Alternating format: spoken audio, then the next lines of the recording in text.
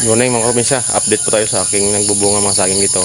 Kung kita nyo yun sa likod ko, kung pwede na ba maging pira yung kanilang mga bunga mga probinsya. So tara, tingnan natin at ikotin. Let's go! Katanggal ko na ng puso. Ayan o. Medyo bata pa ito iba, pero malapit na maging pira ito mga probinsya. Ayan. Itong linya mga probinsya, isa ito. Walo sila nagbubunga isang linya mga probinsya. Sa kabilang linya, 4. Di ba? Malapit na to maging pira yung iba mga probinsya. Yung iba, maganda nga yan. Hindi to sabay-sabay mga probinsya. Yan yung ating mga ano dito, paraan para lahat ay maibibenta natin ng ano, ng unti-unti. Kasi kapag sabay-sabay natin to volume, baka hindi agad maubos sa pagbenta mga probinsya. Sayang, baka masiraan tayo ng bunga. Kaya ito yung aking paraan dito para sunod-sunod lang yung ating pagtiba at saka pagbibenta rin mga probinsya. Pagbibenta rin, yan yung malaking bunga mga probinsya. Kahit yung ninakaw yung iba ay nagbubunga rin ng marami yung iba mga probinsya. Indication yan na mahal tayo ng aking tanim nito kahit na ninakaw ng iba. So yan o, epekto ng ating paglinis ng ating grass cutter dito na medyo maganda at saka malinis yung paligid ng ating mga saging. Kasi hindi natin pwede sprayan ng lagi ng herbicide kasi masira sa ating mga saging at saka sa lupa rin mga probinsya. Yan o. Yung mga buko ng ating saging. Yan.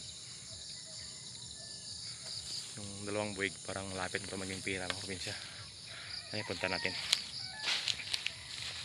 So, may mga insert tayo dito, mga bagong tanim. Kasi yung iba dito namamatay dahil may sakit. Tinanggal natin, tsaka pinalitan ng bagong subwal mga probinsya.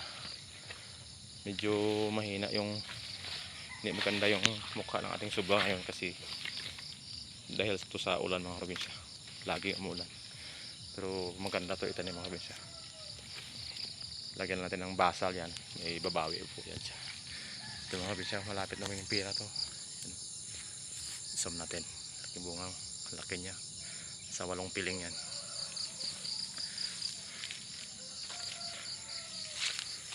Yung isa, malapit rin yung pira to mga probinsya. Mga 1 week lang, pwede na tumatiba. Pwede na nga ito ngayon mga pellet mga probinsya eh. Yan o. Yan.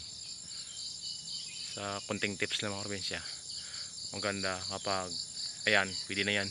Itong tama na yan na ibinta at saka pahinugin. Kasi kapag pag masyado tawag doon, masyadong gulang tuwagin dito sa amin mga probinsya, pangit yung hindi naman pangit, depende lang sa inyo. Ay po kami mga farmer or taga bundok, alam namin yung mga yung mga indication na alin yung masarap or magandang kainin kapag sa saging mga probinsya. Ayan, matamis yan. Kapag na masyado malaki at mataba na o sobrang gulang na, malabsak yung hinog niya mga probinsya. Yan ang aking based po sa aking experience yan mga probinsya. Hindi naman tayo expert, pero yun ang ating na experience dito. Ayan, sa 1 week pa, yung tama-tama, perfect na po yan mga probinsya kapag sa 1 week na. Ito, mababa lang siya mga probinsya. Abot ko lang yan. Abot natin yan. Yan. Diba?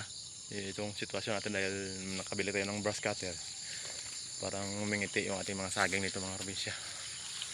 Dami natin ito matiba mga probinsya na after 1 month. Dami na ito talaga mga probinsya. Paldo tayo nito.